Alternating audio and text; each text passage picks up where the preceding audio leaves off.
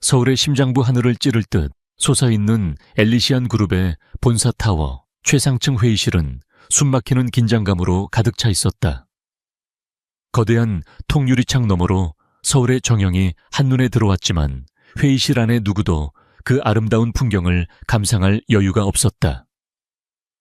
그들의 시선은 오직 한 사람 상석에 앉아있는 권지혁 회장에게 고정되어 있었다. 흠잡을 데 없이 완벽한 맞춤 슈트를 입은 그는 조각상처럼 미동도 없이 앉아 있었다. 짙은 흑발 날카로운 턱선, 그리고 그 무엇보다도 깊이를 알 수 없는 차가운 눈동자는 그가 왜 재계의 얼음 황제라 불리는지를 증명하고 있었다. 그의 앞에는 엘리시안 그룹의 미래가 걸린 야심찬 신규 프로젝트 제우스의 최종 보고서가 놓여 있었다. 따라서 프로젝트 제우스는 향후 5년간 그룹의 매출을 최소 30% 이상 견인할 혁신적인 성장 동력이 될 것이라 확신합니다. 프로젝트를 총괄하는 박 상무가 흥분에 찬 목소리로 발표를 마무리했다. 그의 임에는 땀이 송골송골 맺혀 있었지만 얼굴에는 권지혁의 인정을 받으리라는 기대감이 역력했다. 회의실에 앉아있던 다른 임원들 역시 고개를 끄덕이며 박 상무의 말에 동조했다. 아첨 섞인 칭찬과 긍정적인 전망들이 회의실을 채웠다. 모두가 이 완벽한 계획에 흠뻑 취해 곧 떨어질 회장의 윤허만을 기다리고 있었다. 권지혁은 말없이 보고서를 한 장 한 장 넘겼다. 종이가 스치는 소리만이 정적을 갈랐다. 그의 무표정한 얼굴에서는 어떤 감정도 읽을 수 없었기에 임원들의 긴장감은 더욱 고조되었다. 마침내 그가 마지막 장을 덮고 고개를 들었을 때 박 상무는 침을 꿀꺽 삼켰다. 수고했소. 권지혁의 나지막한 목소리가 울렸다. 그 한마디에 박 상무의 얼굴에 화색이 돌았다. 성공이라고 생각한 순간이었다. 다른 임원들도 안도의 한숨을 내쉬었다. 바로 그때였다. 회장님 드릴 말씀이 있습니다. 회의실 구석 다른 임원들의 화려한 직급에 가려져 거의 눈에 띄지 않던 자리에서 한 여자가 일어섰다. 단정한 비즈니스 정장 차림의 그녀는 화장기 없는 얼굴에 질끈 묶은 머리, 그저 평범하고 성실해 보이는 직원일 뿐이었다. 재무분석팀의 한서연 선임. 그녀는 프로젝트의 기초 재무 데이터를 보고하기 위해 배석했을 뿐 이런 중요한 회의에서 발언할 위치가 아니었다. 모든 시선이 그녀에게로 쏠렸다. 놀라움, 당혹감, 그리고 약간의 경멸이 섞인 시선들이었다. 박 상무는 얼굴을 붉히며 그녀를 쏘아보았다. 감히 누가 이 완벽한 분위기를 망치려 드는가? 한소연 선임, 지금 뭐 하는 겁니까? 여긴 당신이 나설 자리가 아니오. 박 상무가 윽박지르듯 말했지만 한소연은 그에게 눈길조차 주지 않았다. 그녀의 맑고 흔들림 없는 눈동자는 오직 권지혁만을 향해 있었다. 권지혁은 흥미롭다는 듯 한쪽 눈썹을 살짝 치켜 올렸다. 그의 영역에서 그의 허락 없이 감히 고개를 드는 존재는 오랜만이었다. 그는 턱짓으로 계속하라는 신호를 보냈다. 말해봐. 그의 목소리는 여전히 차가웠지만 그 안에는 얼음장 밑을 흐르는 물처럼 날카로운 호기심이 담겨 있었다. 한소연은 깊게 숨을 들이마신 뒤 또렷한 목소리로 입을 열었다. 그녀의 목소리는 크지 않았지만 회의실의 모든 소음을 잠재울 만큼의 힘이 있었다. 방금 박 상무님께서 발표하신 프로젝트 제우스의 예상 수익률. 데이터에는 심각한 오류가 있습니다. 16페이지의 현금 흐름 예측 모델은 지나치게 낙관적인 시장 성장률을 기반으로 하고 있으며 이는 현재 것이 경제지표와 완전히 상반됩니다. 그녀는 자신이 준비해온 간결한 데이터 시트를 테이블 위로 올렸다. 제가 재분석한 결과 현실적인 시장 성장률을 적용할 경우 예상 수익률은 발표된 수치의 60%에도 미치지 못합니다. 더 큰 문제는 프로젝트의 비용 구조에 숨겨진 부실입니다. 회의실의 공기가 얼어붙기 시작했다. 박 상무의 얼굴은 이제 붉은색을 넘어 창백해졌다. 무세운, 무슨 말도 안 되는 소리를. 21페이지를 봐주십시오. 서연은 그의 말을 가로막고 침착하게 말을 이었다. 그녀의 눈은 권지혁에게서 떨어지지 않았다. 자회사 에코테크를 통한 자재 납품 계약은 전형적인 내부 거래 부풀리기에 해당합니다. 시중가보다 35% 이상 높은 가격으로 계약이 책정되어 있으며 이는 명백한 배임 행위에 소지가 있습니다. 이 사실이 외부에 알려질 경우 그룹은 막대한 재정적 손실뿐만 아니라 회복 불가능한 도덕적 타격을 입게 될 것입니다. 배임이라는 단어가 나오는 순간 회의실의 온도는 영하로 떨어지는 듯 했다. 임원들은 이제 경악을 넘어 공포에 질린 얼굴로 한서연과 권지혁을 번갈아 쳐다보았다. 저 여자는 미쳤다. 감히 회장의 야심작에 대고 배임이라는 단어를 꺼내다니. 그것은 권지혁의 경영 능력 자체에 대한 정면 도전이었다. 권지혁은 여전히 아무 말 없이 그녀를 보고 있었다. 그의 눈은 사냥감을 포착한 맹수처럼 번뜩였다. 그는 분노한 것이 아니었다. 오히려 그의 머릿속은 복잡한 계산으로 빠르게 돌아가고 있었다. 그는 이미 보고서를 검토하며 몇 가지 미심쩍은 부분을 발견했지만 이 정도로 심각한 문제일 것이라고는 생각지 못했다. 그리고 무엇보다 이 모든 것을 자신의 면전에서 조금의 두려움도 없이 지적하는 저 여자의 존재가 믿기지 않았다. 그녀의 눈에는 야망도 누군가를 끌어내리려는 악의도 없었다. 오직 데이터와 사실에 기반한 냉정한 확신, 그리고 자신이 옳다고 믿는 것을 말해야 한다는 직업적 양심만이 담겨 있었다. 수많은 아첨꾼과 예스맨들 사이에서 그녀는 마치 무채색의 세상에 홀로 피어난 푸른 불꽃처럼 이질적이고도 강렬했다. 박상무가 자리에서 벌떡 일어나 소리쳤다. 회장님, 저 여자는 지금 프로젝트를 방해하려는 불순한 의도를 가지고 있습니다. 근거 없는 비방으로 임원들을 혼란시키고 있습니다. 당장 끌어내 주십시오. 다른 임원들 역시 웅성거리며 박상무를 거들었다. 한서연은 홀로 섬처럼 서서 모든 비난의 화살을 맞고 있었다. 하지만 그녀는 눈 하나 깜빡하지 않았다. 권지혁이 천천히 손을 들었다. 그 작은 움직임 하나에 회의실의 모든 소음이 거짓말처럼 멈췄다. 그는 여전히 한서연에게서 시선을 떼지 않은 채 얼음처럼 차가운 목소리로 말했다. 박상무, 예 회장님, 당신이 방금 근거 없는 비방이라고 했나? 그렇습니다. 저 여자의 주장은 모두 억측일 뿐입니다. 권지혁은 자리에서 천천히 일어섰다. 185cm가 넘는 큰 키와 압도적인 존재감에 모두가 숨을 죽였다. 그는 테이블을 돌아 한서연의 앞으로 걸어왔다. 그의 구두 소리가 회의실 전체에 울려 퍼졌다. 그는 한서연의 바로 앞에 멈춰 서서 그녀가 내민 데이터 시트를 집어들었다. 그의 시선이 서류와 그녀의 얼굴을 오갔다. 지독하게 가까운 거리였다. 서연은 그의 그림자 아래 완전히 갇혔지만 한치도 물러서지 않고 그의 눈을 똑바로 마주했다. 그의 눈에서 뿜어져 나오는 위압감에 보통 사람이라면 다리가 후들거렸을 테지만 그녀는 꼿꼿이 서 있었다. 이 데이터 자네가 직접 분석한 건가? 네 회장님, 모든 자료의 출처와 분석 과정은 보고서에 첨부되어 있습니다. 그녀의 목소리는 조금도 떨리지 않았다. 권지혁은 몇 초간 침묵했다. 그 짧은 시간이 마치 영원처럼 느껴졌다. 마침내 그는 데이터 시트를 테이블 위로 던지듯 내려놓았다. 프로젝트 제우스 조건부 승인하지. 예상 밖의 말에 모두가 놀랐다. 박상무의 얼굴에 잠시 희망이 어렸다. 권지혁의 목소리가 다시 한번 모두의 심장을 올감했다. 한서연 선임이 지적한 모든 문제를 단 하나의 의혹도 남기지 않고 완벽하게 해결하는 조건이다. 기한은 일주일. 해결하지 못하면 박상무 당신뿐만 아니라 이 자리에 앉아 찬성만 외치던 모두가 책임을 져야 할 거야. 그의 선언에 임원들의 얼굴이 사색이 되었다. 그것은 단순한 경고가 아니었다. 권지혁의 말은 곧 법이었다. 그는 다시 한번 회의실을 둘러보며 차갑게 말했다. 회의는 여기까지. 모두 나가보도록.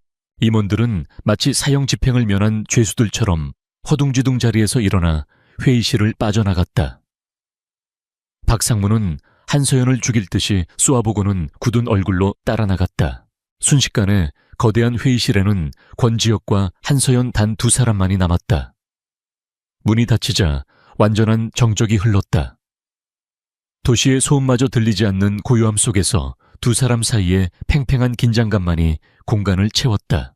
한서연은 자신이 무슨 짓을 저질렀는지, 그리고 앞으로 무슨 일이 닥칠지 생각하며 마른 침을 삼켰다. 그녀는 그저 전문가로서의 양심을 따랐을 뿐이지만 결과는 그녀의 상상을 초월할 수도 있었다. 권지혁은 자신의 자리로 돌아가지 않고 창가로 걸어가 팔짱을 낀 채 도시를 내려다보았다. 그의 넓은 등이 그녀에게 무언의 압박을 가했다. 한참의 침묵 끝에 그가 유리를 통해 비치는 그녀의 모습을 보며 입을 열었다. 이름이 뭐라고 했지? 한서연입니다. 한서연. 그는 그녀의 이름을 나직이 읊조렸다. 마치 낯선 단어의 맛을 보는 듯한 어조였다. 당신 지금 자기가 무슨 짓을 했는지 알고 있나? 저는 제가 해야 할 일을 했습니다. 해야 할 일. 그가 천천히 몸을 돌렸다. 그의 눈에는 이전보다 더 깊고 위험한 빛이 감돌았다. 당신은 그룹의 가장 중요한 프로젝트에 찬물을 끼얹었고 총괄 임원에게 공개적으로 모욕을 줬어. 그리고 무엇보다 그가 한 걸음 한 걸음 그녀에게로 다시 다가왔다. 나 권지혁의 결정에 이의를 제기했지. 이 회사에서 그게 무슨 의미인지 몰라서 한 행동은 아닐 텐데. 그의 목소리는 속삭이듯 낮았지만 그 안에 담긴 위협은 칼날보다 날카로웠다. 그는 그녀의 턱끝이 떨리는 것을 놓치지 않았다. 그녀가 두려움을 느끼고 있다는 증거였다. 하지만 그녀의 눈은 여전히 굴복하지 않고 그를 향해 있었다. 그 모습이 그의 흥미를 더욱 자극했다. 목적은 뭐지? 정의가 많으면 누군가의 사주를 받고 이 판을 망치려는 건가? 그것도 아니면 이런 식으로 내 눈에 띄고 싶었나? 그의 말은 비수처럼 날아와 그녀의 자존심을 찔렀다. 저는 제 월급을 주는 회사에 손해를 끼칠 수 있는 위험을 보고해야 할 의무가 있습니다. 그 외에 다른 목적은 없습니다. 이무라. 권지혁은 코웃음을 쳤다. 그는 그녀의 바로 앞까지 다가와 허리를 숙여 그녀와 눈을 맞췄다. 그의 숨결이 그녀의 뺨에 닿을 듯 가까웠다. 좋아. 그 대단한 의무감의 대가가 뭔지 지금부터 아주 천천히 알려주지. 그의 눈은 더 이상 차갑기만 한 것이 아니었다. 그 안에는 그녀를 완전히 해부해서 속을 들여다보고야 말겠다는 집요하고 잔인한 호기심이 불타고 있었다. 한서연은 거대한 폭풍의 눈 한가운데에 자신이 서 있음을 직감했다. 권지혁의 마지막 말은 공기 중에 얼어붙은 채 날카로운 파편처럼 떠다녔다. 한서연은 거대한 맹수 앞에 선 작은 초식동물처럼 온몸의 감각을 곤두순 채 그의 다음 행동을 기다렸다. 해고 통보일까 아니면 좌천 발령일까? 어떤 것이든 그녀는 받아들일 준비가 되어 있었다. 자신의 신념을 지킨 것에 대한 대가라면 기꺼이 치를 생각이었다. 하지만 권지혁의 입에서 나온 말은 그녀의 모든 예상을 벗어나는 것이었다. 내일부터 당신은 재무분석팀이 아니라 회장 비서실로 출근하도록. 네. 한서연은 순간 자신의 귀를 의심했다. 비서실이라니. 그것은 이 상황에서 나올 수 있는 가장 비논리적인 결론이었다. 권지혁은 그녀의 혼란스러운 표정을 즐기기라도 하듯 입가에 희미한 거의 보이지 않을 정도의 미소를 띄웠다. 그것은 온기라고는 전혀 없는 승자의 잔인한 미소였다. 못 들었나? 당신을 내 개인 비서로 임명하겠다는 뜻이다. 그는 자신의 책상으로 돌아가 인터폰 버튼을 눌렀다. 김 실장 들어와. 곧바로 비서실장이 거의 뛰어오다시피 회의실로 들어왔다. 그는 방 안의 냉랭한 기류와 권지혁의 바로 앞에 서 있는 한서연을 보고는 놀란 표정을 감추지 못했다.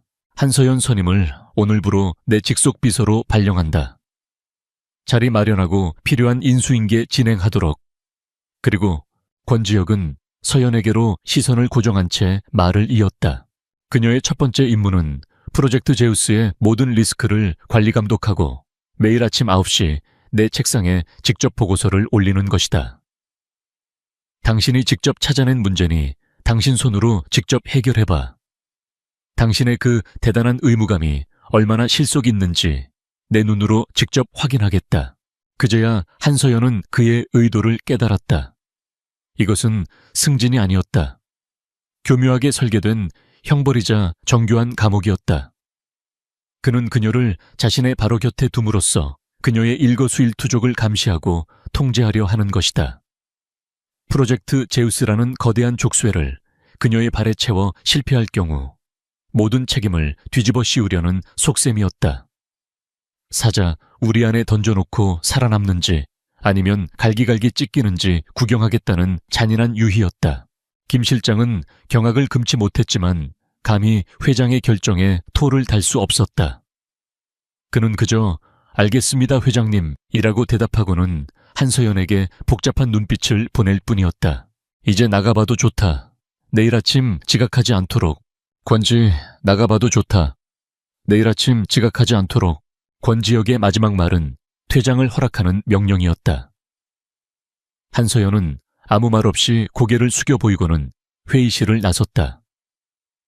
그녀가 나가는 순간까지 등 뒤에 꽂히는 그의 집요한 시선이 느껴졌다. 다음날 아침 한서연이 회장 비서실이 있는 층에 도착했을 때 그녀는 마치 동물원의 원숭이가 된 듯한 기분을 느껴야 했다. 그녀의 파격적인 승진 소문은 하룻밤 사이에 회사 전체에 퍼져나갔다. 복도를 지나는 모든 직원들이 그녀를 힐끔거리며 수군거렸다. 동정 질투 조롱 그리고 경외심이 뒤섞인 시선들이었다. 특히 박상무의 라인에 있던 사람들은 그녀를 노골적으로 적대했다. 그들에게 한서연은 감히 하늘에 대고 돌을 던진 미친 여자였고 이제 곧 그 대가를 치를 희생양일 뿐이었다. 권지혁 회장이 얼마나 잔인하게 사람을 내치는지 잘 아는 그들은 그녀가 버틸 수 있는 시간이 일주일을 넘지 않을 것이라고 확신했다. 그녀에게 배정된 자리는 회장실 문 바로 옆 사방이 투명한 유리로 된 작은 공간이었다. 안에서는 회장실 입구가 밖에서는 비서실 전체가 그녀를 들여다볼 수 있는 완벽한 감시 구역이었다. 그녀의 전임자는 겁에 질린 얼굴로 10분 만에 업무 인계를 끝내고 도망치듯 사라졌다. 회장님은 아메리카노만 드셔. 시럽이나 설탕은 절대 안 되고 원두는 코스타리카 타라 주산이어야만 해. 그리고 그녀가 남긴 마지막 말은 거의 속삭임에 가까웠다. 절대 회장님 눈 밖에 나지 마요. 절대로. 한서연은 텅 빈 책상에 앉아 잠시 눈을 감았다. 거대한 폭풍 속으로 스스로 걸어 들어온 기분이었다. 하지만 그녀에게 후회는 없었다. 그녀는 눈을 뜨고 자신의 앞에 놓인 컴퓨터의 전원을 켰다. 전쟁은 이미 시작되었다. 아니나 다를까 권지혁의 시험은 곧바로 시작되었다. 그녀가 자리에 앉은 지 5분도 채 되지 않아 인터폰이 울렸다. 한서연 비서, 10분 안에 내 책상으로 코스타리카 타라주 커피 한 잔 가져와. 그의 목소리는 어제와 마찬가지로 차갑고 건조했다. 비서실 탕비실에는 수십 종류의 원두가 있었지만 코스타리카 타라주는 보이지 않았다. 다른 비서에게 묻자 그녀는 안 됐다는 표정으로 고개를 저었다. 그거 본사 1층에 있는 카페에도 없어요. 회장님은 꼭 길 건너편에 있는 카페 루미에르에서 직접 로스팅한 원두만 드시거든요. 왕복으로 20분은 좋게 걸리는 거리였다. 10분 안에 가져오라는 것은 물리적으로 불가능한 요구였다. 그녀를 처음부터 길들이고 공개적으로 망신을 주려는 의도가 뻔히 보였다. 한서연은 잠시 생각에 잠겼다.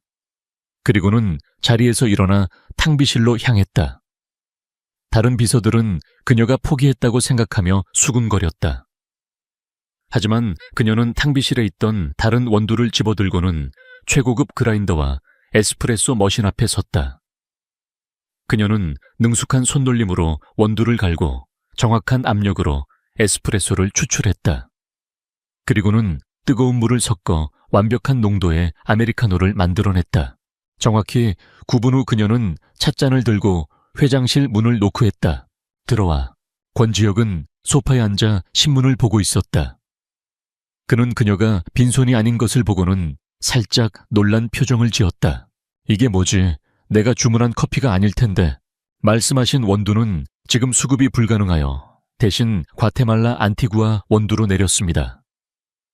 타라주와 비슷한 스모키한 바디감을 가졌지만 산미는 조금 더 부드러워 아침에 드시기에 부담이 없으실 겁니다.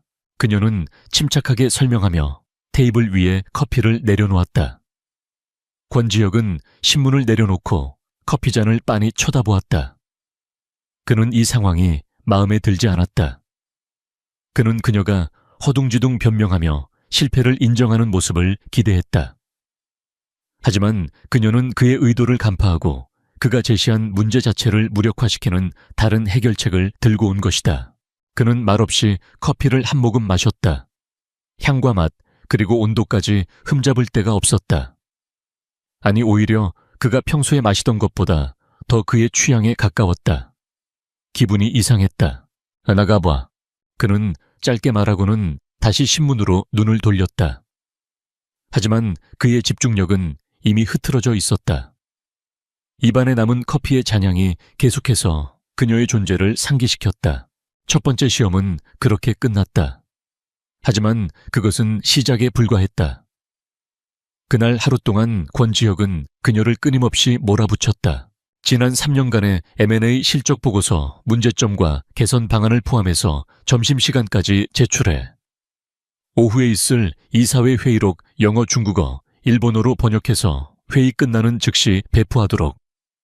저녁에 있을 VVIP 만찬 장소, 메뉴 참석자들의 신상과 취향까지 완벽하게 정리해서 보고해. 모두가 불가능하다고 생각하는 업무들이었다.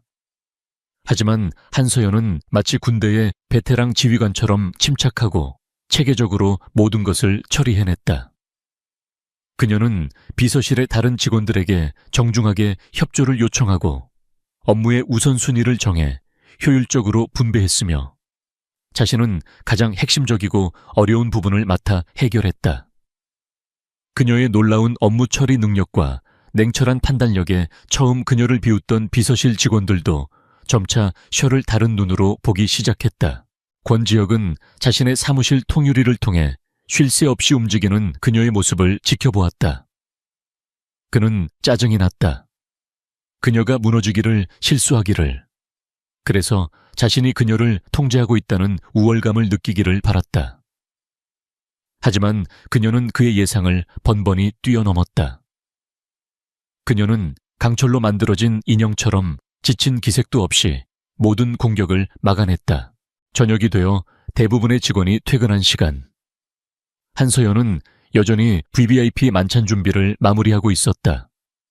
그때 인터폰이 다시 울렸다. 만찬에 나도 참석한다. 의상 준비해서 5분 안에 내 사무실로 가져와. 그것은 업무의 연장선이 아니었다. 명백히 개인적인 심부름이었고 그녀를 모욕하려는 의도가 다분했다. 회장에게는 의상과 스타일링을 전담하는 팀이 따로 있었기 때문이다. 한서연은 잠시 입술을 깨물었다. 하지만 이내 평정을 되찾고 스타일링 팀에 연락했다. 그녀는 권지혁의 오늘 일정과 만찬의 성격, 그리고 참석자들의 리스트를 전달하며 그에 맞는 의상을 요청했다. 몇 분 후 완벽하게 준비된 슈트와 액세서리들이 그의 사무실로 배달되었다. 그녀는 모든 것이 준비되었음을 인터폰으로 보고하고는 자신의 자리로 돌아왔다. 그녀는 선을 넘지 않았고 그의 의도에 말려들지도 않았다. 그저 자신의 업무를 수행했을 뿐이다. 권지혁은 배달된 슈트를 보며 쓴웃음을 지었다. 그는 인정해야만 했다. 한서연은 그가 지금까지 상대해왔던 사람들과는 전혀 다른 종류의 인간이었다. 권력으로도 돈으로도 모욕으로도 그녀를 흔들 수 없었다. 오히려 그가 던지는 돌멩이들은 그녀라는 단단한 벽에 부딪혀 힘없이 떨어져 나갈 뿐이었다. 그날 밤 VVIP 만찬 장소, 권지혁은 해외에서 온 까다로운 거물 투자자와 마주 앉아 있었다. 몇 주간의 협상에도 불구하고 그 투자자는 좀처럼 마음을 열지 않고 있었다. 만찬 분위기가 어색하게 흘러갈 무렵 투자자가 무심코 한마디를 던졌다. 최근 나스닥의 기술주 변동성이 심상치 않군요. 엘리시안 그룹의 투자 포트폴리오에도 영향이 있지 않겠습니까? 날카로운 질문이었다. 권지혁이 대답을 준비하는 순간 그의 뒤에 그림자처럼 서 있던 한서연이 조용히 입을 열었다. 회장님, 잠시 말씀드려도 되겠습니까? 권지혁이 턱짓으로 허락하자 그녀는 유창한 영어로 투자자를 향해 말했다. Mr. Hamilton, a pleasure to meet you. Regarding the Nasdaq volatility, our analysis suggests that it is a short-term adjustment rather than a long-term downturn, primarily affecting overvalued growth stocks. Elysian Group's portfolio is heavily weighted towards value stocks with solid fundamentals and high dividend yields, which tend to perform well in such market conditions. In fact, we see this as a strategic buying opportunity. 그녀는 막힘없이 현재 시장 상황을 분석하고 엘리시안 그룹의 투자 전략이 왜 안전한지를 논리적으로 설명했다. 그녀의 전문적인 식견과 자신감 있는 태도에 까다롭기로 소문난 해밀턴의 눈이 빛나기 시작했다. 그는 권지혁이 아닌 한서연에게 질문을 던지기 시작했고 그녀는 모든 질문에 완벽하게 답했다. 그날 밤 협상은 예상외의 성공을 거두었다. 해밀턴은 돌아가는 길에 권지혁에게 이렇게 말했다. 권 회장 당신은 훌륭한 비서를 두었군. 저런 인재라면 나라도 탐이 날 정도요. 만찬이 끝나고 돌아오는 차 안. 권지혁은 창밖을 보며 아무 말도 하지 않았다.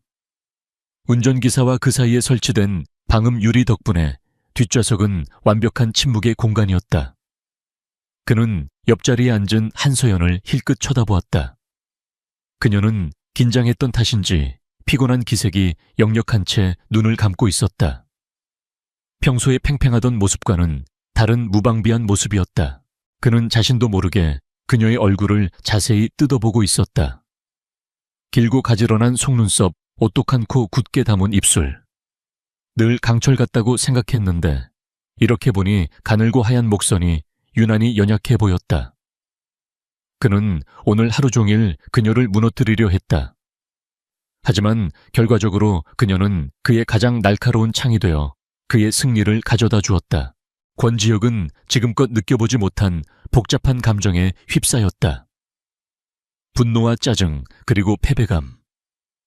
그러나 그 밑바닥에는 자신조차 인정하고 싶지 않은 뜨거운 호기심과 소유욕이 꿈틀거리고 있었다. 그는 이 여자를 더 알고 싶었다. 그녀의 한계가 어디인지, 무엇이 그녀를 무너뜨릴 수 있는지, 그리고 무엇이 그녀를 저렇게 강하게 만드는지 모든 것을 알아내고 싶었다. 그는 자신의 재킷을 벗어 잠든 그녀의 어깨 위에 조심스럽게 덮어주었다. 그 스스로도 놀랄 만큼 부드러운 행동이었다. 한서연이 미세하게 몸을 떨었지만 깨어나지는 않았다. 그녀의 몸에서 풍기는 은은한 비누 향기가 그의 코끝을 스쳤다. 권지혁은 다시 창밖으로 시선을 돌렸다. 서울의 화려한 야경이 빠르게 스쳐 지나갔다. 하지만 그의 머릿속은 온통 한서연이라는 여자로 가득 차 있었다. 형벌로 시작된 이 관계가 이제 예측할 수 없는 방향으로 흐르기 시작했음을 그는 직감했다. Rat San Long. Chúng ta sẽ tiếp tục với những diễn biến căng thẳng và sự thay đổi trong mối quan hệ của họ ở chương 3. chương 3. 한서연이 권지혁의 비서가 된 지 일주일이 지났다. 그 일주일 동안 그녀는 살얼음판을 걷는 듯한 나날을 보냈다. 권지혁은 마치 굶주린 맹수처럼 끊임없이 그녀를 시험하고 구석으로 몰아붙였다. 하지만 한서연은 놀라운 인내심과 능력으로 그의 모든 요구를 완벽하게 처리해냈고 둘 사이에는 누구도 끼어들 수 없는 팽팽한 긴장감이 형성되었다. 비서실의 다른 직원들은 그녀를 강철의 여인이라 부르기 시작했다.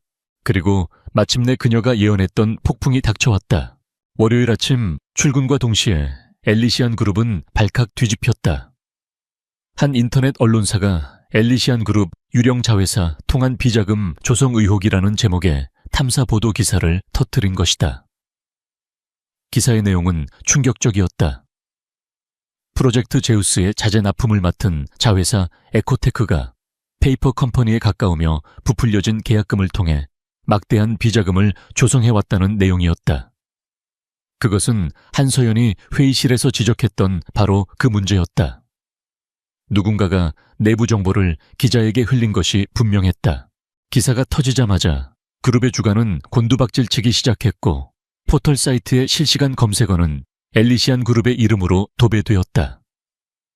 비난 여론이 들끓었고 투자자들의 항의 전화가 빗발쳤다.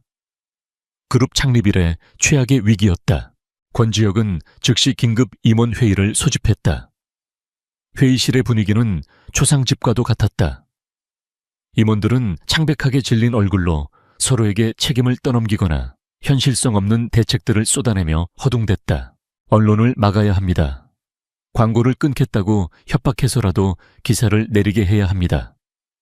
이건 명백한 음해입니다.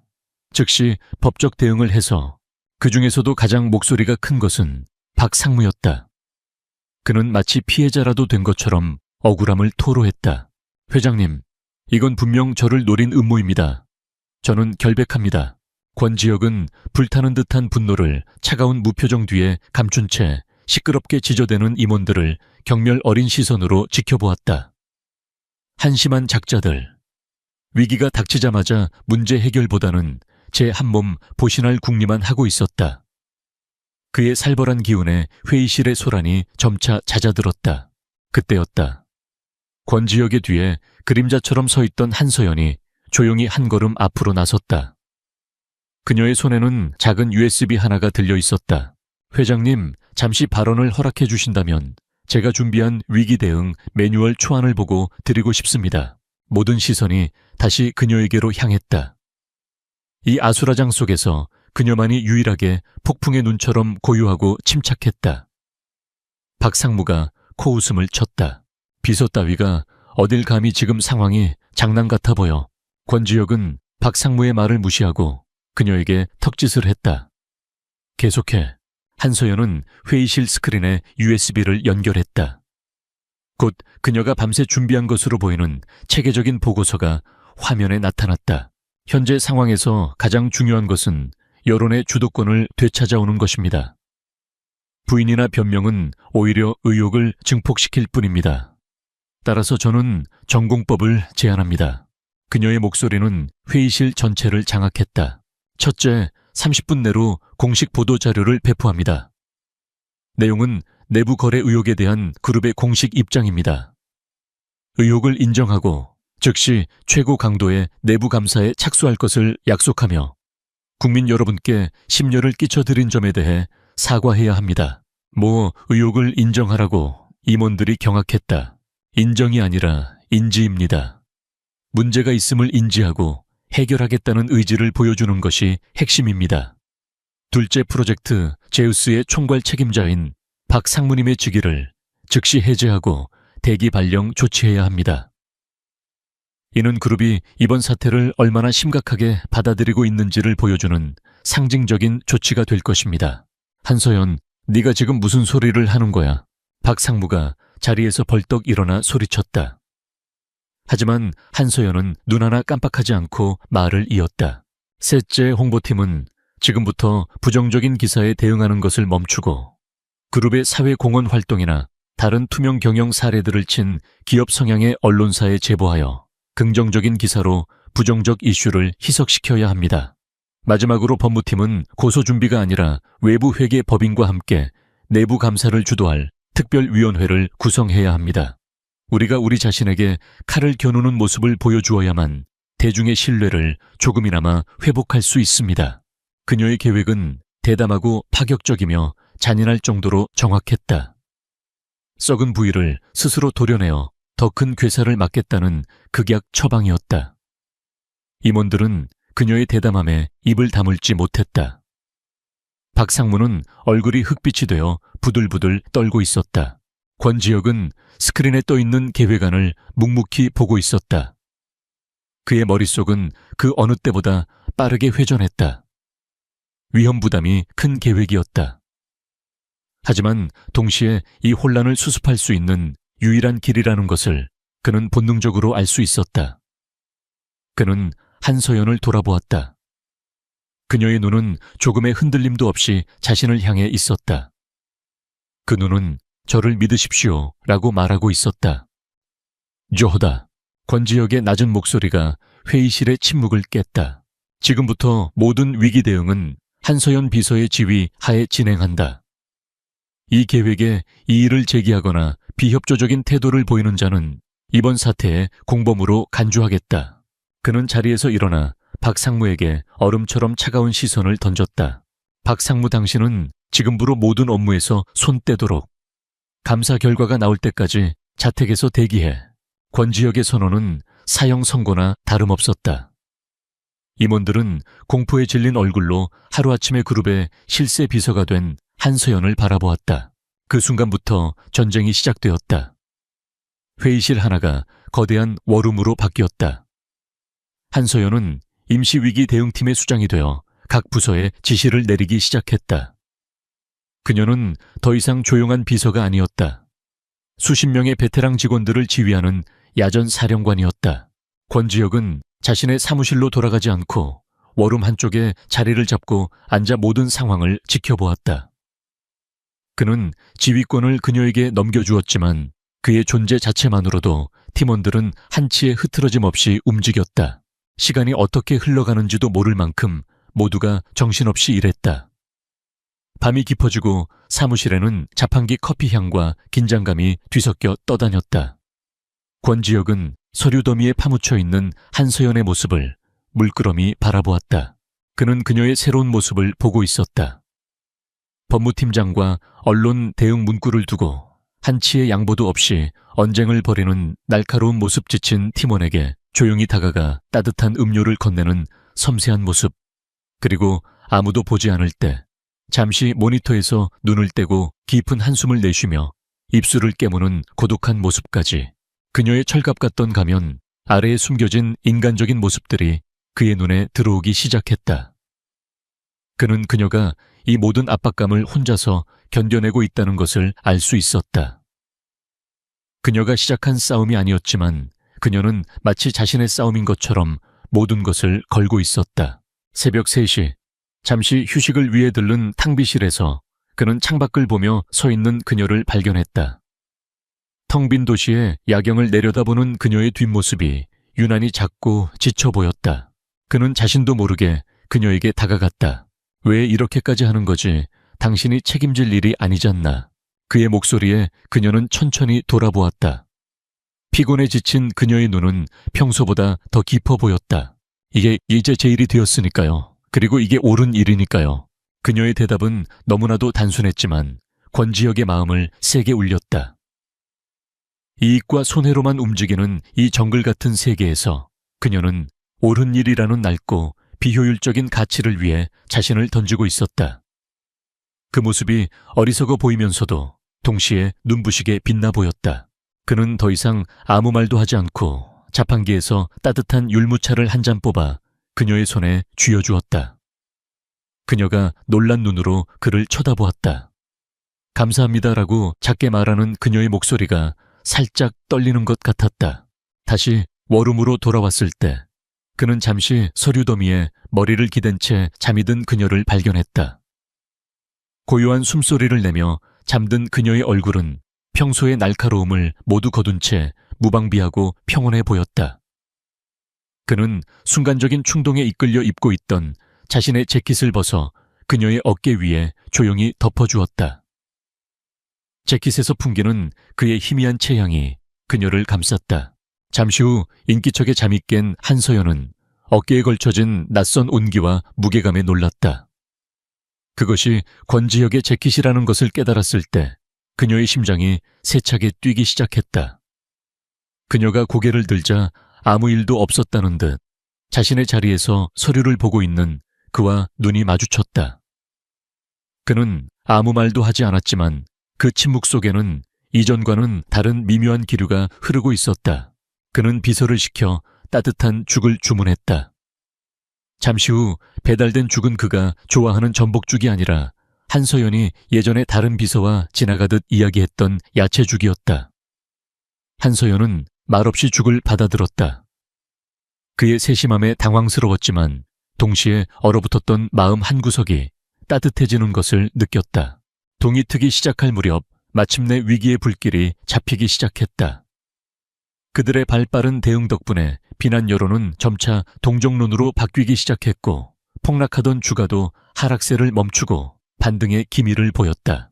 모두가 지쳐 쓰러져 있을 때 권지혁과 한서연은 창가에 나란히 서서 떠오르는 아침 해를 바라보았다. 밤새의 사투가 끝난 뒤 찾아온 고요함이었다. 고맙다. 권지혁이 무심한 척 나직이 말했다. 그가 누군가에게 고맙다는 말을 하는 것은 극히 드문 일이었다. 회장님의 회사니까요.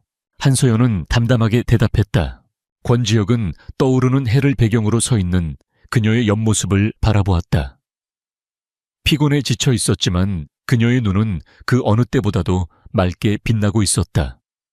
그는 깨달았다. 그는 더 이상 그녀를 무너뜨리고 싶지 않았다. 오히려 이 눈부시고 강인한 여자를 자신의 곁에, 자신의 세상 안에 영원히 붙잡아두고 싶다는 강렬한 소유욕을 느끼고 있었다. 그의 철옹성 같던 마음에 한서연이라는 이름에 미세한 균열이 생기기 시작했다. 언론 비리 사건이 일단락되자 한서연의 위상은 하루아침에 달라졌다.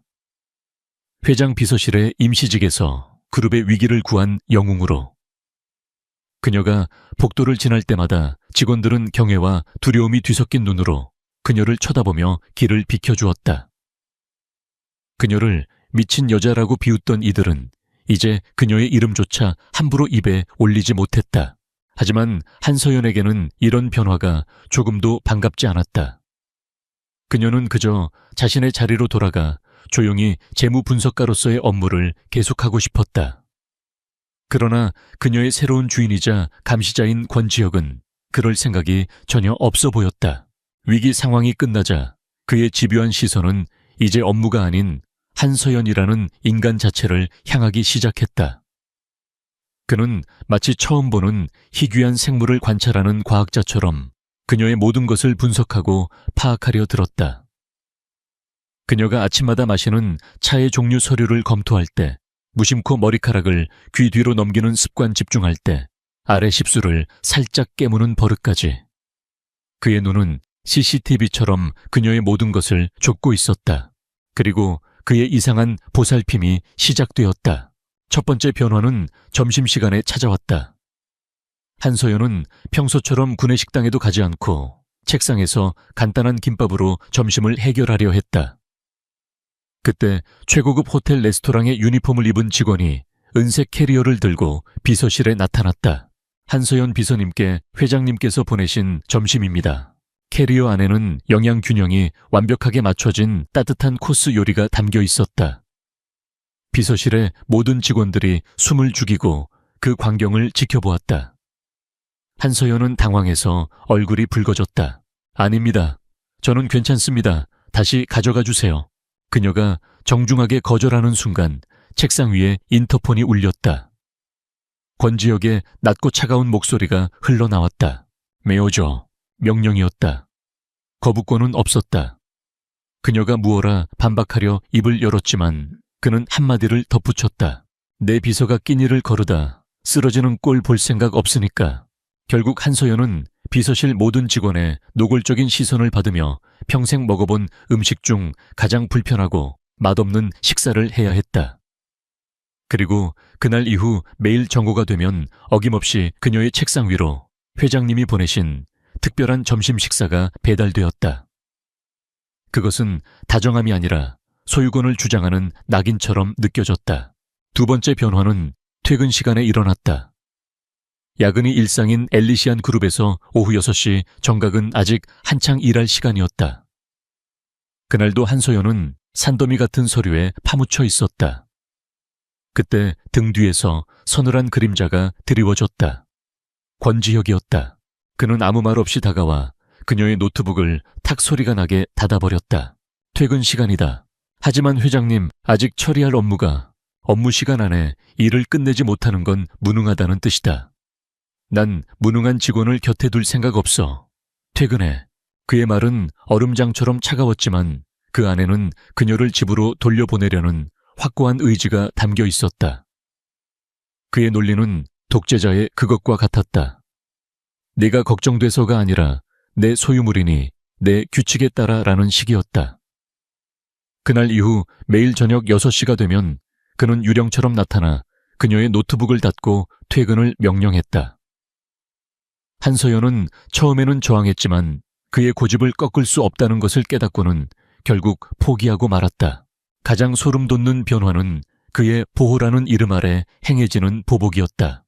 해임된 박상무의 신복이었던 재무팀의 한 차장이 그녀에게 앙심을 품고 교묘한 함정을 팠다. 그는 일부러 수치가 조작된 재무보고서를 서연에게 결제해달라고 올렸다. 만약 그녀가 그것을 놓치고 권지혁에게 보고한다면 모든 책임은 그녀가 뒤집어쓰게 될 터였다. 하지만 한서연은 단박에 오류를 발견해냈다.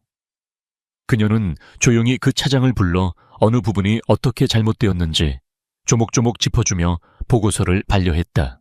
다음부터는 좀 더 꼼꼼하게 확인하고 보고서를 올리시기 바랍니다. 이번은 실수라고 생각하겠습니다. 그녀는 일을 크게 만들 생각 없이 조용히 경고만 하고 넘어갔다. 하지만 그 모든 광경을 권지혁은 자신의 사무실 통유리를 통해 말없이 지켜보고 있었다.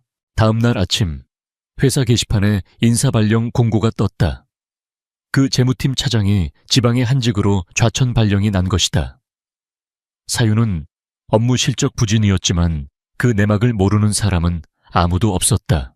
그 사건 이후 회사 내에서 감히 한서연에게 함부로 대하는 사람은 아무도 없었다. 그녀는 회장님의 여자라는 보이지 않는 왕관을 쓴 아무도 건드릴 수 없는 존재가 되었다. 이 모든 변화에 한서연은 기쁨이 아닌 질식할 것 같은 답답함을 느꼈다. 권지혁의 과잉보호는 그녀를 동료들로부터 완벽하게 고립시켰다. 사람들은 이제 그녀에게 업무적인 용건 외에는 말도 걸지 않았고 점심 식사조차 함께하려 하지 않았다. 그녀는 화려하지만 차가운 유리 상자 안에 갇힌 전시품이 된 기분이었다. 견디다 못한 그녀는 마침내 용기를 내어 그의 사무실 문을 두드렸다. 회장님 드릴 말씀이 있습니다. 권지혁은 서류에서 눈을 떼지 않은 채 대답했다. 하지, 저에게 이렇게까지 안 해주셔도 됩니다. 제 점심이나 퇴근 시간, 그리고 다른 직원들과의 관계까지 회장님께서 신경 쓰실 일이 아닙니다. 저는 제 힘으로 해결할 수 있습니다. 그녀의 말에 권지혁은 처음으로 서류에서 고개를 들었다. 그의 눈빛은 차가웠다. 내 비서의 컨디션과 주변 환경은 곧 나의 업무 효율과 직결된다. 나는 내 자산을 관리하고 있을 뿐이야. 저는 자산이 아닙니다, 회장님. 내 밑에서 내 월급을 받고 일하는 동안은 내 자산이다. 불만 있나? 그의 목소리에는 한치의 양보도 없었다. 그녀는 더 이상 아무 말도 할 수 없었다. 그의 논리 앞에서 그녀의 모든 저항은 무의미했다. 그녀는 무력감에 휩싸인 채 그의 사무실을 나와야 했다. 두 사람의 기묘한 관계는 삽시간에 회사 전체에 가장 뜨거운 가십거리가 되었다. 오늘도 회장님이 5성급 호텔 도시락을 보내셨대. 김 차장이 좌천된 게 한 비서한테 밉보여서라던데 사실일까? 둘이 사귀는 거 아냐? 근데 분위기는 왜 저렇게 살벌하지? 소문은 꼬리에 꼬리를 물고 부풀려졌다. 어떤 이는 그녀를 권지혁의 비밀 연인이라고 했고 또 어떤 이는 그를 소나기에 쥐고 흔드는 무서운 요부라고 수군거렸다. 이런 소문들은 한서연의 스트레스를 더욱 가중시켰다. 그러던 어느 날 오후 그녀는 권지혁의 개인 서재에서 오래된 투자 보고서를 찾고 있었다. 높은 책꽂이 맨 윗칸에 꽂혀있는 파일을 꺼내려 까치발을 들었지만 손이 닿지 않았다. 의자를 가져오려고 몸을 돌리는 순간 등 뒤로 거대한 그림자가 다가왔다. 권지혁이었다. 그는 아무 말 없이 그녀의 등 뒤에 바짝 다가서서 그녀의 머리 위로 팔을 뻗어 가볍게 파일을 꺼냈다. 순식간에 그녀는 그의 단단한 가슴과 책장 사이에 갇힌 신세가 되었다. 그의 몸에서 풍기는 서늘한 향수 냄새와 뜨거운 천이 그녀의 모든 감각을 마비시켰다. 심장이 통제불능 상태로 미친 듯이 뛰기 시작했다. 그는 파일을 꺼내고도 바로 물러서지 않았다. 그는 그녀의 어깨너머로 당황해서 어쩔 줄 모르는 그녀의 얼굴을 지그시 내려다보았다. 그의 눈빛은 장난스러우면서도 동시에 위험한 소유욕으로 번들거리고 있었다. 그는 마침내 무너진 그녀의 포커페이스를 즐기고 있는 듯했다. 조심해야지. 그의 목소리는 귓가에 속삭이듯 낮게 울렸다. 몇 초 같기도 하고 몇 분 같기도 한 시간이 흐른 뒤 그는 마침내 몸을 떨어뜨리고 파일을 그녀에게 건네주었다. 한서연은 거의 파일을 빼앗다시피 받아들고는 서둘러 그의 서재를 도망치듯 빠져나왔다. 사무실로 돌아온 뒤에도 등 뒤에 남아있는 그의 청과 심장을 두근거리게 하던 그의 눈빛이 사라지지 않아 한참 동안이나 업무에 집중할 수 없었다. 그날 밤 집으로 돌아가는 길, 한서연은 그의 숨막히는 관심과 집착에 지쳐 모든 것을 그만두고 싶다는 생각에 잠겼다. 사표를 던지고 아무도 모르는 곳으로 도망치고 싶었다. 하지만 그녀는 그럴 수 없었다. 그녀의 마음속에는 아직 해결해야 할 정의감과 책임감이 남아있었다. 그리고 자신도 인정하고 싶지 않지만 그를 생각할 때마다 떠오르는 이 혼란스러운 감정의 정체는 무엇일까? 분노와 두려움뿐이라고 생각했는데 어느새 그 밑바닥에는 미세한 설렘과 기대감이 자라고 있었다. 그녀는 그런 스스로에게 화가 났다. 같은 시각 도시의 야경이 한눈에 들어오는 펜트하우스에서 권지혁은 와인잔을 든 채 창밖을 보고 있었다. 하지만 그의 시선은 화려한 야경이 아닌 다른 한 곳에 머물러 있었다. 책장에 갇혀 당황하던 그녀의 붉어진 얼굴, 놀란 토끼 같던 눈동자. 그는 이제 더 이상 그녀를 관찰하는 것에 만족할 수 없었다. 그것은 집착이 되어 그의 모든 사고를 지배하기 시작했다. 권지혁의 숨막히는 집착과 한서연의 혼란스러운 저항이 아슬아슬한 줄다리기를 이어가던 어느 날, 평온을 가장하고 있던 수면 아래에서 새로운 그림자가 떠올랐다. 지난번 언론 비리 사건은 성공적으로 마무리된 듯 보였지만 권지혁의 예리한 감각은 무언가 석연치 않은 점이 남아있음을 경고하고 있었다. 공격이 너무나도 정교하고 시기적절했다. 마치 그룹의 내부 사정을 손바닥 보듯 꿰뚫고 있는 누군가가 가장 아픈 곳을 정확히 노리고 찌른 듯한 느낌이었다. 그는 아무에게도 알리지 않고 가장 신뢰하는 보안팀을 시켜 비밀리에 조사를 지시했다. 그리고 며칠 후 그의 책상 위에 올라온 보고서는 그의 예감이 틀리지 않았음을 증명했다. 최초로 비리 의혹을 보도했던 인터넷 언론사는 최근 경쟁사인 태아그룹으로부터 거액의 투자를 받은 것으로 확인되었다. 또한 언론사에 제보된 내부 자료는 단순한 유출이 아니었다.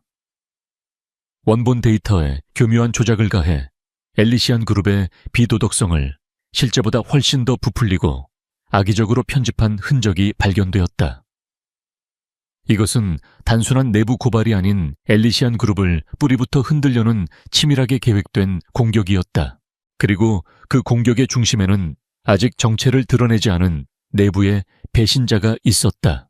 권지혁은 보고서를 읽으며 턱 근육을 꿈틀거렸다. 그의 눈에서 냉혹한 분노가 불꽃처럼 타올랐다. 감히 자신의 제국 안에서 독사를 키우고 있었다는 사실에 참을 수 없는 모욕감을 느꼈다. 그는 당장이라도 그룹 전체를 이잡듯 뒤져 배신자를 색출하고 싶었지만 섣불리 움직일 수는 없었다. 적은 어둠 속에 숨어 있었고 아군 속에 누가 적인지 알 수 없는 상황이었다. 신뢰할 수 있는 사람은 아무도 없었다. 단 한 사람 한서연을 제외하고는 그녀는 이 모든 사건의 시작을 예견했던 유일한 사람이었다. 그녀의 날카로운 분석력과 데이터에 대한 집요함이라면 어둠 속에 숨겨진 진실의 조각들을 찾아낼 수 있을 터였다. 그는 마지못해 인정해야만 했다. 이 싸움에서 그에게는 그녀가 반드시 필요했다. 그날 오후 그는 한서연을 자신의 사무실로 불렀다. 그는 보안팀의 비밀 보고서를 그녀의 앞에 내밀었다. 읽어봐. 한서연은 영문도 모른 채 보고서를 읽어 내려갔다. 페이지를 넘길수록 그녀의 표정은 점점 굳어졌다. 모든 것을 다 읽고 난 그녀는 침묵 속에서 고개를 들었다. 그녀의 눈은 혼란이 아닌 차가운 분노와 명료한 결의로 빛나고 있었다. 태하그룹, 그리고 내부의 조력자. 우리가 생각했던 것보다 훨씬 더 심각한 상황이었군요. 그래. 그리고 지금부터 당신과 나는 이 쥐새끼를 잡아야겠다. 권지혁의 목소리는 낮고 위험하게 울렸다. 이건 명령이 아니다, 한서연. 이건 제안이야. 이 일은 공식적인 업무가 될 수 없어. 위험할 수도 있고 아무런 보상이 없을 수도 있다. 그래도 나와 함께 하겠나? 그는 처음으로 그녀에게 선택권을 주었다. 그녀를 자신의 소유물이 아닌 동등한 파트너로서 인정하는 순간이었다. 한서연은 잠시의 망설임도 없이 대답했다. 하겠습니다. 그녀에게는 선택의 여지가 없었다. 이것은 이제 단순히 회사의 문제가 아니었다. 진실을 왜곡하고 정의를 조롱한 자들에 대한 그녀 자신의 싸움이기도 했다. 그렇게 두 사람의 위험한 비밀 공조가 시작되었다. 낮에는 냉정한 회장과 과묵한 비서로, 밤에는 어둠 속의 진실을 파헤치는 파트너로. 그들은 회사의 공식적인 라인을 피해 비인가된 서버 기록을 분석하고 퇴사한 직원들을 은밀히 만나 정보를 수집했다. 함께하는 시간이 길어질수록 그들은 서로의 새로운 모습을 발견했다. 한서연은 숫자에만 강한 분석가가 아니었다. 그녀는 사람의 미묘한 표정 변화나 말투의 거짓을 간파하는 놀라운 직관력을 가지고 있었다. 권지혁 역시 무자비한 독재자만은 아니었다. 그는 어둠의 세계와 연결된 정보원들을 다루는데 능숙했고, 위기 상황에서는 상상을 초월하는 대담함과 결단력을 보여주었다.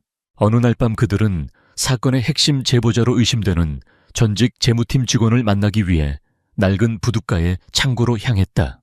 약속 장소에 도착했지만 직원은 보이지 않았고 창고 안은 불길할 정도로 고요했다. 뭔가 이상합니다.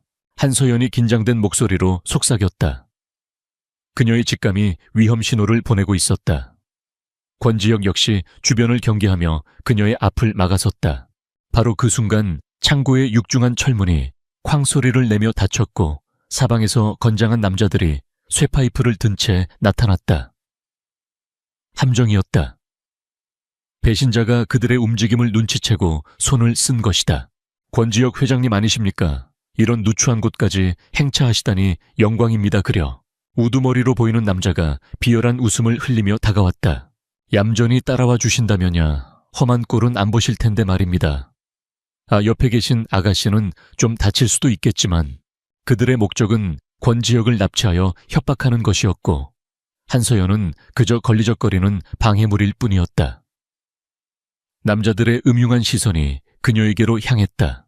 권지혁의 눈이 순식간에 살기로 번뜩였다. 그는 재킷을 벗어 던지며 한서연의 앞을 완전히 가로막았다. 내 뒤에 있어. 무슨 일이 있어도 떨어지지 마. 그의 목소리는 강철처럼 단단했다. 한서연은 태어나서 처음으로 누군가의 등이 이렇게 넓고 든든하게 느껴질 수 있다는 것을 깨달았다. 곧이어 아수라장이 펼쳐졌다. 권지혁은 학창시절 배운 싸움 실력을 바탕으로 맹렬하게 저항했다. 그는 짐승처럼 싸웠다. 하지만 상대는 수가 너무 많았고 손에는 무기까지 들고 있었다. 그의 얼굴과 몸의 상처가 늘어나기 시작했다. 한서연은 공포에 질려 떨고만 있을 수 없었다. 그녀는 주변을 둘러보다가 구석에 쌓여있던 소화기를 발견했다. 그녀는 있는 힘껏 소화기를 들어 안전핀을 뽑고 권지혁을 위협하던 한 남자의 얼굴에 분말을 쏘아붙였다. 남자가 비명을 지르며 쓰러지자 잠시 빈틈이 생겼다. 권지혁은 그 틈을 놓치지 않고 그녀의 손목을 잡아 끌었다. 네 위여. 두 사람은 창고 뒤편의 작은 비상구를 향해 미친 듯이 달렸다. 등 뒤로 욕설과 함께 쇠파이프가 날아오는 소리가 들렸다. 비상구를 거의 빠져나갈 무렵 뒤쫓아온 한 남자가 휘두른 쇠파이프가 한서연의 머리를 향해 날아들었다. 세어연아. 권지혁이 본능적으로 그녀의 이름을 외치며 몸을 날렸다. 그는 그녀를 자신의 품에 감싸 안고 대신 쇠파이프에 등을 맞았다. 그의 입에서 낮은 신음이 터져 나왔다. 하지만 그는 쓰러지지 않고 그녀를 끌어안은 채 비상구 밖으로 굴러떨어졌다. 두 사람은 차가운 부둣가 바닥에 뒤엉킨 채 쓰러졌다. 다행히 남자들은 더 이상 쫓아오지 않았다. 멀리서 경찰차의 사이렌 소리가 희미하게 들려오고 있었다. 권지혁이 미리 비서실장에게 비상 연락을 취해둔 덕분이었다. 고요함이 찾아오자 한서연은 그제야 자신이 그의 품에 단단히 안겨 있다는 것을 깨달았다. 그의 심장이 자신의 등 뒤에서 미친 듯이 뛰고 있었다. 그리고 그의 등에서는 축축하고 비릿한 피 냄새가 진동했다. 회장님, 괜찮으세요, 피가? 그녀가 울먹이며 그의 품에서 벗어나려 하자 그가 오히려 그녀를 더욱 세게 끌어안았다. 그의 팔은 강철처럼 단단해서 그녀는 숨을 쉴 수조차 없었다. 가만히 있어, 제발. 그의 목소리는 떨리고 있었다. 그것은 분노도 고통도 아닌 순수한 공포에 질린 목소리였다. 다칠 뻔했잖아.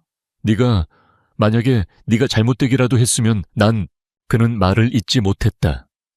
대신 그는 마치 세상에서 가장 소중한 보물을 끌어안듯 그녀를 더욱 깊이 품에 안았다. 그의 거친 숨결과 심장 박동이 그의 모든 감정을 대신해서 그녀에게 전해지고 있었다. 늘 차갑고 냉정하던 그의 가면이 산산조각 나고 그 안에 숨겨져 있던 뜨겁고 절박한 진심이 폭발하고 있었다. 한서연은 그의 품 안에서 움직일 수 없었다.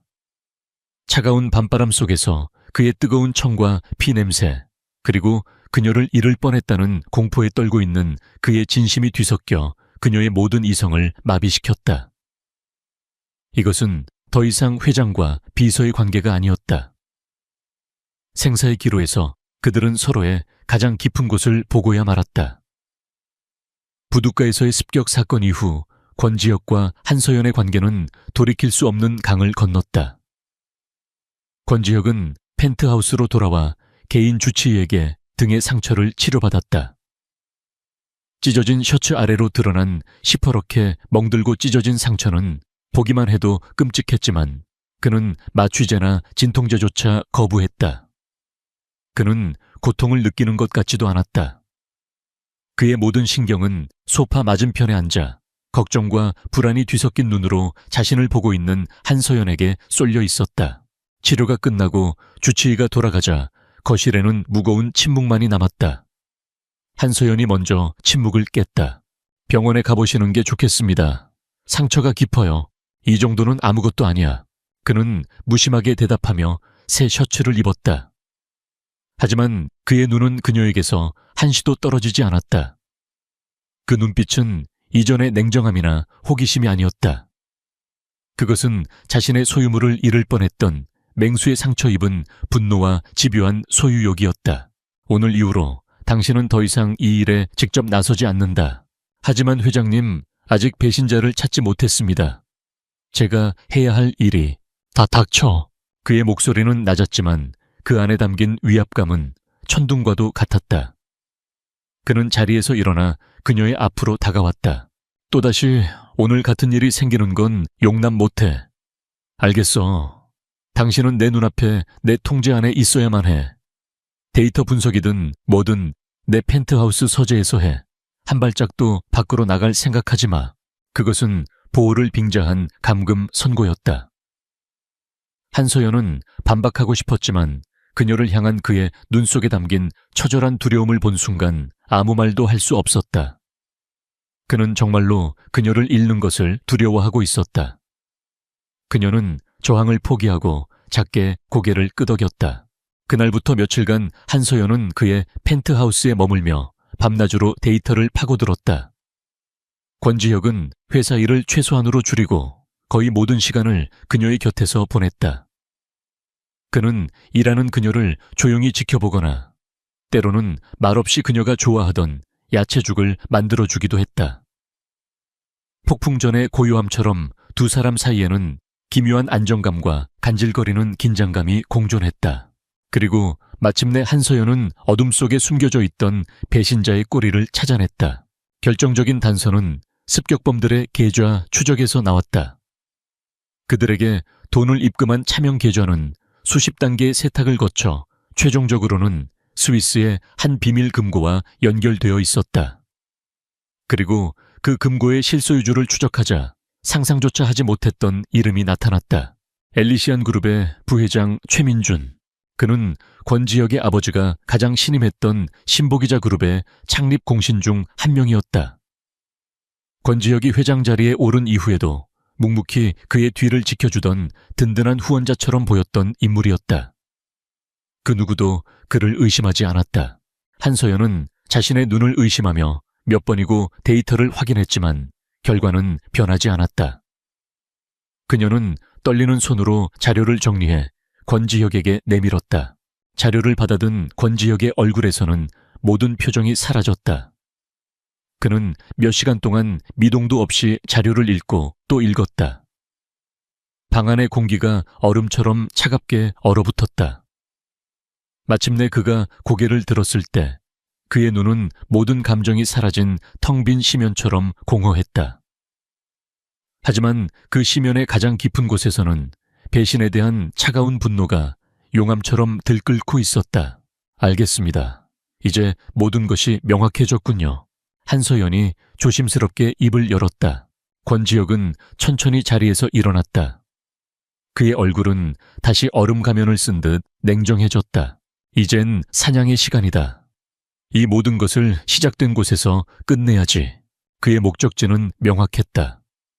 모든 음모와 배신, 그리고 첫 만남이 시작되었던 곳. 바로 엘리시안 그룹 최상층의 회의실이었다. 다음 날 오전 권지혁은 긴급 이사회를 소집했다. 아무것도 모르는 최민준 부회장을 비롯한 모든 임원들이 회의실에 모였다. 최 부회장은 평소처럼 인자한 미소를 지으며 권지혁의 옆자리에 앉았다. 회장 무슨 긴급한 안건이기에 이렇게 갑자기. 권지혁은 대답 대신 회의실 문 옆에 서 있던 한서연에게 고갯짓을 했다. 한서연은 준비한 파일을 스크린에 띄웠다. 스크린에 나타난 것은 태아그룹과의 비밀 이메일 내역 스위스 은행의 거래 명세서, 그리고 서버 접속 기록 등 최 부회장의 배신을 증명하는 빼도 박도 못할 증거들이었다.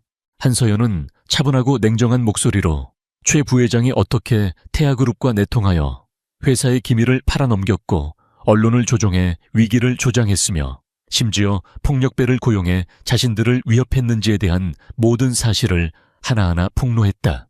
회의실의 공기는 완전히 얼어붙었다. 임원들은 경악과 공포에 질린 얼굴로 스크린과 최 부회장을 번갈아 쳐다보았다. 최민준 부회장의 얼굴은 처음에 여유로움을 잃고 당혹감을 거쳐 마침내 새하얗게 질려갔다. 이건 전부 조작이야. 말도 안 되는 음모다. 회장, 저 여자의 말에 놀아나서는 안 되네. 최 부회장이 벌떡 일어나 고성을 질렀다. 하지만 권지혁은 미동도 하지 않았다. 그는 천천히 자리에서 일어나 최 부회장에게 다가갔다. 음모라고? 권지혁의 목소리는 속삭이듯 낮았지만 회의실의 모든 사람들의 뼛속까지 서늘하게 만들었다. 30년간 제 아버지를 모시고 저를 가르쳐 주신 분이 당신이었습니다. 저는 당신을 가족처럼 믿었습니다. 그런데 당신은 그 믿음을 배신하고 제 등에 칼을 꽂았군요. 그는 최 부회장의 넥타이를 거칠게 움켜쥐었다. 회사를 위험에 빠뜨린 것까지는 용서할 수 있습니다. 하지만 당신 때문에 내 사람이 다쳤어. 그건 절대 용서 못해. 권지혁의 눈에서 살기가 번뜩였다. 그는 내 사람이라는 말을 할 때 무심코 한서연에게로 시선을 돌렸다. 그 짧은 시선에 담긴 의미를 한서연은 똑똑히 보았다. 권지혁은 최 부회장을 뿌리치고는 경비팀에게 턱짓을 했다. 이 자를 끌어내. 모든 증거는 이미 검찰에 넘어갔으니 남은 여생은 감옥에서 보내시게 될 겁니다, 부회장님. 보안 요원들에게 끌려 나가면서도 최 부회장은 믿을 수 없다는 듯 발악했다. 하지만 그의 비명은 육중한 회의실 문이 닫히면서 완전히 차단되었다. 권지혁은 얼어붙은 임원들을 향해 차갑게 말했다. 회의는 끝났소. 모두 나가보도록. 임원들은 허둥지둥 회의실을 빠져나갔다. 마침내 거대한 회의실에는 또다시 권지혁과 한서연 단 두 사람만이 남았다. 모든 폭풍이 지나간 뒤에 고요함이었다. 한서연은 이제 자신의 역할이 끝났다고 생각했다. 그녀는 조용히 자료를 정리하며 말했다. 그럼 저는 후속 조치 문서를 준비하러 가보겠습니다. 그녀가 몸을 돌려 나가려는 순간 권지혁이 그녀의 팔을 붙잡았다. 한서연. 그의 목소리는 이전과는 완전히 달랐다. 차가움도 분노도 사라진 자리에는 오직 거칠고 뜨거운 감정만이 남아있었다. 그는 그녀를 거대한 통유리창 쪽으로 몰아붙였다. 그녀의 등 뒤로 서울의 아찔한 정형이 펼쳐졌다. 그는 그녀의 머리 양옆으로 유리창을 짚어 그녀를 자신의 공간 안에 완벽하게 가두었다. 그의 뜨거운 숨결이 그녀의 얼굴에 닿았다. 내가 나한테 무슨 짓을 했는지 알아. 그의 목소리는 절박하게 떨리고 있었다. 네오를 만나기 전에 내 세상은 완벽하게 통제된 흙과 백의 세계였어. 단순하고 예측 가능했지. 그런데 네가 나타나서 내 세상 전체에 불을 질러 버렸어. 그의 손이 그녀의 턱을 감싸고 떨리는 엄지손가락으로 그녀의 입술을 부드럽게 쓸었다. 그날 창고에서 널 잃을지도 모른다고 생각했던 그 순간 나는 깨달았어. 네가 없는 세상에 사느니 차라리 내 제국 전체를 불태워버리는 게 낫겠다고. 그의 고백은 공기 중에 흩어지지 않고 그녀의 심장에 그대로 박혔다. 그리고 다음 순간 그의 입술이 거칠게 그녀의 입술을 덮쳤다. 그것은 부드러운 키스가 아니었다.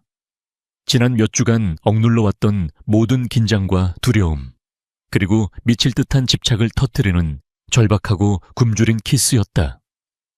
그녀를 완전히 자신의 것으로 만들겠다는 거부할 수 없는 낙인이었다. 한서연의 머릿속이 하얗게 비워졌다. 최 부회장의 몰락이 가져온 충격과 권지혁의 지축을 흔드는 고백, 그리고 그녀의 모든 저항을 무너뜨리는 이 키스까지. 그녀는 단단한 유리창과 그보다 더 단단하고 뜨거운 남자 사이에서 꼼짝없이 갇혀버렸다. 그의 어둡고 집요한 진심이 마침내 그녀의 마지막 방어선마저 무너뜨리고 있었다. 권지혁의 키스는 폭풍과도 같았다. 그것이 끝나고 두 사람의 입술이 떨어졌을 때 한서연은 숨을 몰아쉬며 그의 가슴에 기댔다. 다리에 힘이 풀려 서 있을 수조차 없었다. 그녀의 머릿속은 하얗게 비어 있었고 심장은 금방이라도 터져버릴 것처럼 격렬하게 뛰고 있었다. 권지혁은 여전히 그녀를 자신의 팔 안에 가둔 채 뜨거운 눈으로 그녀를 내려다보았다. 그의 눈에는 더 이상 숨길 수 없는 소유욕과 이제 막 시작된 사랑의 열기가 뒤섞여 있었다. 그는 사과하거나 어색해하지 않았다. 대신 그는 그녀의 귓가에 낳고 단호한 목소리로 속삭였다.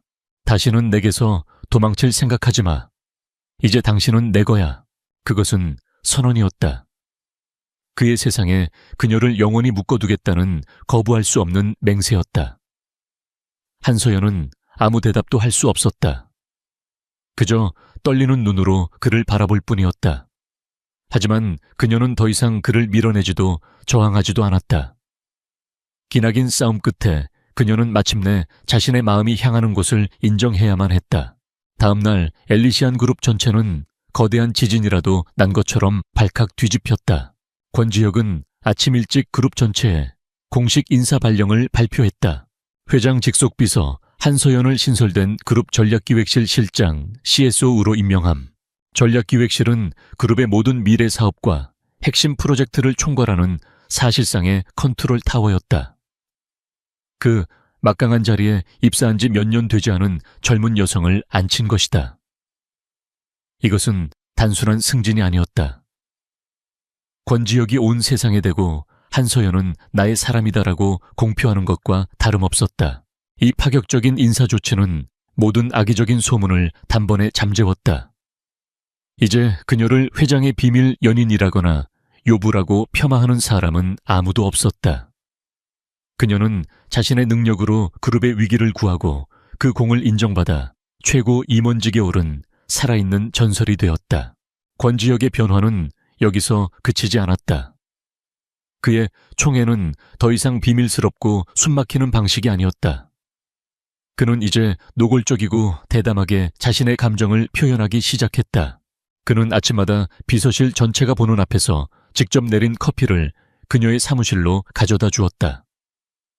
그리고 퇴근 시간이 되면 다른 임원들의 경악에 찬 시선 따위는 아랑곳하지 않고 그녀의 사무실 앞에서 기다렸다가 직접 차를 몰아 집까지 데려다 주었다.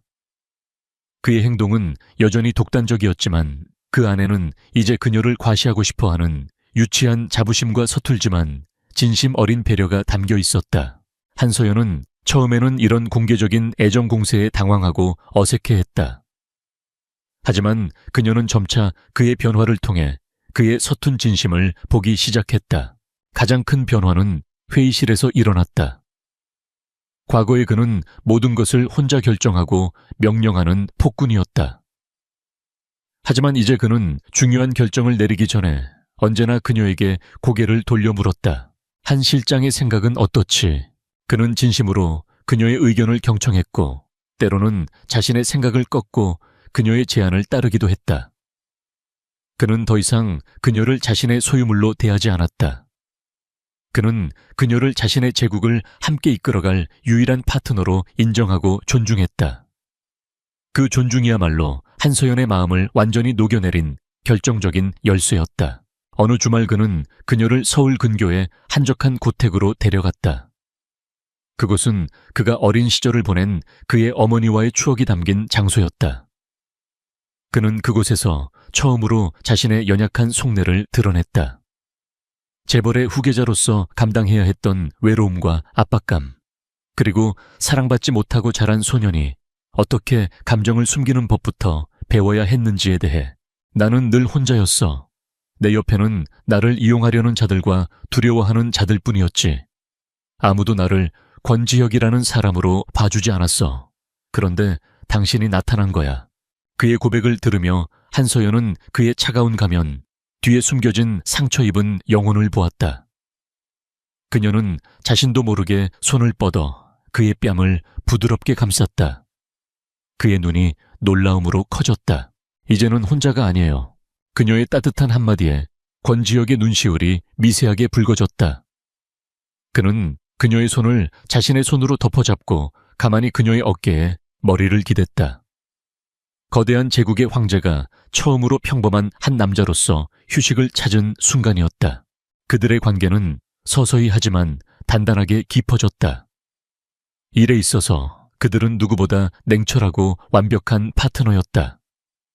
거대한 규모의 해외 계약을 성사시키기 위해 함께 밤을 새우고 날카로운 논쟁을 벌이기도 했지만 그 끝에는 언제나 서로에 대한 깊은 신뢰가 있었다. 그리고 일이 끝나면 그들은 평범한 연인이 되었다. 늦은 밤 함께 포장마차에서 우동을 먹기도 하고 주말에는 한적한 영화관에서 영화를 보기도 했다. 한서연은 권지혁이 의외로 아이 같은 입맛을 가졌다는 것과 무서운 영화를 볼 때면 자신도 모르게 주먹을 꽉 쥔다는 사실을 발견하며 미소 지었다. 권지혁은 한서연이 길고양이에게 늘 다정하게 말을 건넨다는 것과 책에 집중할 때면 세상이 무너져도 모를 만큼 깊이 빠져든다는 것을 알게 되었다. 몇 달 후 모든 사건이 시작되었던 바로 그 회의실에서 새로운 프로젝트 발표가 진행되고 있었다. 하지만 회의실의 분위기는 이전과 완전히 달랐다. 긴장감과 공포 대신 건강한 토론과 미래에 대한 기대로 가득 차 있었다. 단상의 중심에는 권지혁과 한서연이 나란히 서 있었다. 그들은 엘리시안 그룹의 미래를 이끌어갈 투명하고 윤리적이면서도 동시에 혁신적인 새로운 비전을 발표하고 있었다. 두 사람은 완벽한 호흡을 자랑하며 서로의 말을 보완하고 임원들의 날카로운 질문에 막힘없이 답변했다. 그들은 명실상부한 엘리시안 그룹의 두뇌이자 심장이었다. 발표가 성공적으로 끝나고 임원들이 모두 떠나간 회의실. 다시 한번 두 사람만이 남았다. 권지혁은 말없이 한서연의 뒤로 다가가 그녀의 허리를 부드럽게 감싸 안았다. 그는 그녀의 어깨에 턱을 기댄 채 두 사람이 처음 만났던 바로 그 창밖을 함께 내려다보았다. 도시의 불빛이 별처럼 쏟아지고 있었다. 더 이상 그들은 대립하는 적수도 주종 관계도 아니었다. 그들은 서로의 상처를 보듬고 서로의 능력을 존중하며 같은 미래를 꿈꾸는 동반자였다. 권지혁이 그녀의 귓가에 나직이 속삭였다. 그의 목소리에는 더 이상 명령조의 독단이 아닌 부드러운 약속이 담겨 있었다. 이제부터 우리가 함께 그 누구도 꿈꾸지 못했던 제국을 만들어가는 거야. 한서연은 그의 팔에 기대어 평온한 미소와 함께 고개를 끄덕였다. 그녀의 마음속에는 더 이상 두려움이나 혼란이 없었다. 오직 이 남자에 대한 깊은 사랑과 함께 만들어갈 미래에 대한 확신만이 가득했다. 차가운 얼음 같던 남자는 한 여성의 용기로 인해 뜨거운 심장을 되찾았고, 강철 같던 여성은 그 남자의 서툰 진심 앞에서 부드러운 사랑을 배웠다. 그렇게 그들의 이야기는 이제 막 새로운 시작을 알리고 있었다.